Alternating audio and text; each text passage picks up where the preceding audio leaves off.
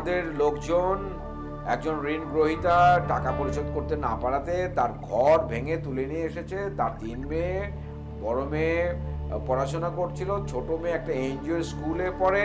সুতরাং এই সমস্ত ঘটনার পরিপ্রেক্ষিতে যেটা দাঁড়িয়েছে, সে যেভাবে কনক্লুড করেছে সেটা হচ্ছে যে সমস্ত লোকজন, এলাকাবাসী সবাই ক্ষেপে গেছে, সুখ উন্নয়ন ফাউন্ডেশনকে ধিক্কার জানাচ্ছে, অন্যদিকে এনজিও যে স্কুল আছে তাদেরকে তারা খুব বাহবা দিচ্ছে।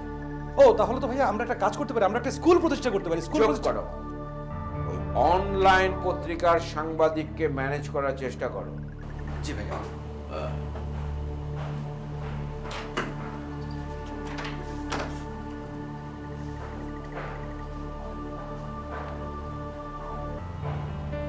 অনলাইন